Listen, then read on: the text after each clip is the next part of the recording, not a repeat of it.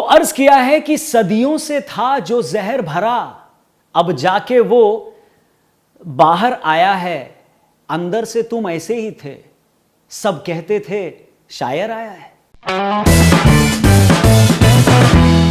नमस्कार, जय हिंद, मैं हूं रौनक और आप देख रहे हैं फन तंत्र। यह शेर तो बता ही दिया होगा कि बात मुनव्वर राणा साहब की होने वाली है। फ्रांस में हुई हिंसा पर उन्होंने जो बयान दिया है उसके ऊपर बात करने से पहले हम भारत की बात करेंगे, जिसको कुछ साल पहले इनटॉलरेंट साबित करने के लिए राणा साहब ने पूरी कोशिश की थी अवार्ड वापस करके। लेकिन राणा साहब, ये वो मिट्टी है, ये वो संस्कृति है जहां भगवान सिर्फ मूर्तियों और कैलेंडर में नहीं मिलते, कण कण में मिलते हैं। यहां के लोग पेड़ को भी नमन करते हैं क्योंकि उसमें भी भगवान देखते हैं, नदी को भी नमन करते हैं क्योंकि उसमें भी भगवान को देखते हैं, बंदर में भी, हाथी में भी, सांप में भी, धरती में भी, फूल में भी, पत्थर में भी, राष्ट्र में भी और गाय में भी भगवान को देखते हैं। यानी इन सब के सामने भी हमारा हाथ जुड़ता है, उठता नहीं। और काटने की तो बात ही छोड़ दो। मां बाप के कार्टून की बात सुनकर आप भड़क जाते हो, लेकिन वही गाय जो माता समान है, जिसको अगर लोग काट दें तब आपको बुरा लगता है क्या? Just asking. वो गाय, मां के बाद जिसका बच्चे सबसे ज्यादा दूध पीकर बड़े होते हैं, उनके कटने पर आपको बुरा लगता है क्या? Just asking. वो गाय जिसको खुद से पहले हम रोटी खिलाते हैं, त्योहार में बच्चे से पहले उसको तिलक लगाते हैं, उसके कटने पर भी आपको उतना ही बुरा लगता है क्या? Just asking. क्या वो गाय आपके लिए मां नहीं है या सिर्फ भोजन है? और कोई उसके खिलाफ ट्वीट कर दे या थोड़ा सा गुस्सा दिखा दे तो आपके हिसाब से वो लोग भड़काए हुए हैं, और अगर वो भड़काए हुए हैं तो आप क्या हो? और इतने सब के बाद भी इस देश में इतनी शांति से रह रहे हो, जो बकना है बक रहे हो, फिर भी आपको देश इंटॉलरेंट कैसे लगा रहे हो चचा? क्योंकि तब भी इंटॉलरेंट आप ही थे, और आज भी दुनिया देख रही है कि इंटॉलरेंट कौन हुआ जा रहा है। इसलिए आजकल शायर मुनव्वर राणा और देशवासियों के बीच मिर्जापुर के वही वाले चचा और मुन्ना भैया वाला रिश्ता चल रहा है। चचा अपनी मस्ती में नाचे जा रहे हैं और जनता उनसे कह रही है, अरे ओ चचा, शायरी वाले चचा, थोड़ा रेस्ट कर लीजिए। लेकिन मुनव्वर चचा हैं कि मान ही नहीं रहे। वैसे मुनव्वर चचा जिंदगी भर गाते रहे कि हमारे तो सिर्फ घर के बर्तनों पर ISI लिखा है, और हम सब मानते भी रहे। लेकिन अच्छा लगता कि अगर एक गर्दन कटने वाला जोश चचा को मुंबई हमलों के बाद कसाब के लिए भी आया होता तो इनका हमको जल्दी पता चल जाता। अच्छा लगता कि इतना गला काटू जोश चचा को मुंबई में बम ब्लास्ट करके भागे दाऊद इब्राहिम के लिए भी आया होता तो इनका थोड़ा हमको जल्दी पता चलता।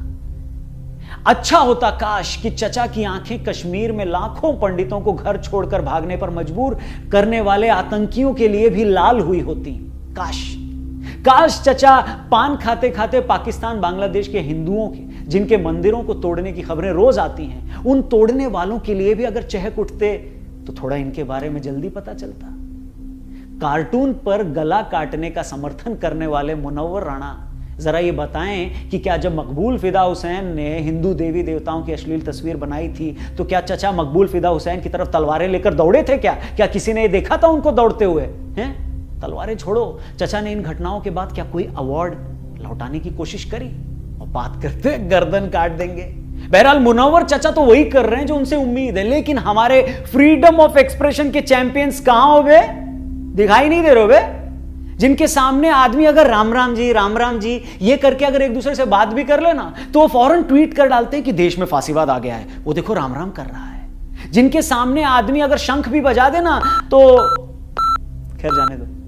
जिनके ज्ञान की जो धारा है वो रक्षाबंधन से दिवाली और होली से लेकर नवरात्रि को क्रिटिसाइज करने में धारा प्रवाह बहती रहती है, ऐसे हमारे फ्रीडम ऑफ एक्सप्रेशन और लिबरल वैल्यूज के जो चैंपियन हैं, जो एथिस्ट बनकर नाटक करके हमारे देवी देवताओं का मजाक बनाते आए हैं, वो अचानक से धार्मिक सेंसिटिविटीज की बात करने लगे हैं। चुल्लू भर पानी ले लो, भारत तेरे टुकड़े होंगे से लेकर हिंदुत्व की कब्र खुदेगी जैसे नारे लगाने वालों को अचानक से याद आ रहा है कि फ्रीडम ऑफ स्पीच की एक सीमा होती है। चुल्लू भर पानी ले लो। हमारे देश के तमाम दोगले लिबरल्स जो MF हुसैन से लेकर ओवैसी तक के घटिया बयानों को जस्टिफाई करते आए हैं, वो एकदम से यू टर्न मार के जमीन में सर गाड़े शुतुरमुर्ग बन रहे हैं। और फिर जब चुनाव आते हैं और लोग इनके समर्थक नेताओं के खिलाफ वोट करके आते हैं तो यही लोग छाती और दीवार से मार के चूड़ी तोड़कर ये कहते हैं कि EVM हैक हो गया, चुल्लू भर पानी ले लो। और देखो भैया, ऐसा है ना कि इज्जत है तो सबके देवी देवताओं की है, सबके भगवानों की है, सबके पैगंबरों की है। कार्टून गलत है तो सबके ही गलत हैं। लेकिन ये जो तुम्हारा सिलेक्टिव दोगलापन है ना, यही इन मुद्दों के बढ़ जाने का सबब है।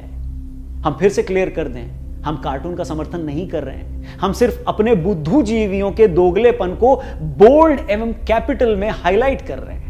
और रही बात फ्रांस की, तो भैया फ्रांस अपने देश को राफेल दे रहा है, आपके डिफेंस को मजबूत कर रहा है, और आप फ्रांस को बॉयकॉट करने की बात कर रहे हो। फ्रांस स्पेस प्रोग्राम में आपका पुराना मजबूत पार्टनर है और आप उसी के राष्ट्र प्रमुख की गर्दन काटने की बात करते हो। फ्रांस और भारत के बीच के व्यापारिक संबंध एक दूसरे देश की जनता को मजबूत कर रहे हैं, एक दूसरे के संबंध को मजबूत कर रहे हैं। आप उसी फ्रांस से संबंध तोड़ने की बात कर रहे हो। और अगर फ्रांस से संबंध तोड़ ले तो बनाए किससे बे?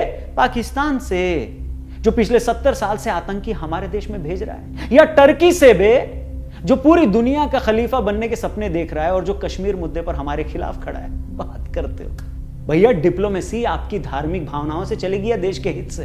बताइए। और कम से कम यह बात तो कांग्रेस को तो समझनी चाहिए, जिनके नेता भोपाल की सड़कों पर भीड़ के सामने भड़काऊ भाषण दे रहे हैं।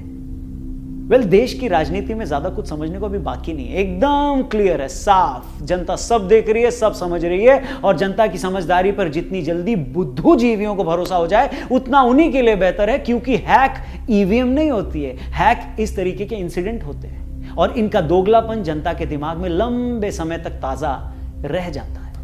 बात समझ में आई है तो ठीक है, नहीं ठीक है तो आगे और वीडियो बना देंगे। लेकिन ये कविता जरा सुनते जाइए।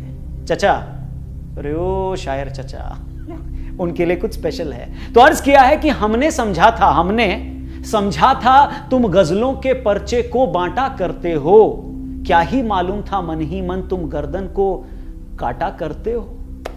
अरे तुम तो महफिल लूटा करते थे, ये शब्द तुम्हारे कहर प्रिय। तुम तो महफिल लूटा करते थे शब्द तुम्हारे कहर प्रिय। क्या मालूम था अंदर इतना भरा हुआ है जहर प्रिय। अरे ऐसी नीच सोच की स्याही से शब्दों को गढ़ते थे। है शर्म हमें कि हम भी तुमको एक जमाने पढ़ते थे। और ये भारत देश है मियां, ये भारत देश है मियां, जरा अब कान खोल के सुन लो तुम। अब संविधान या तालिबान में एक चीज को चुन लो तुम। वीडियो पसंद आई तो शेयर करिएगा, चैनल सब्सक्राइब करिएगा। जल्दी मिलते हैं, नमस्कार, जय हिंद।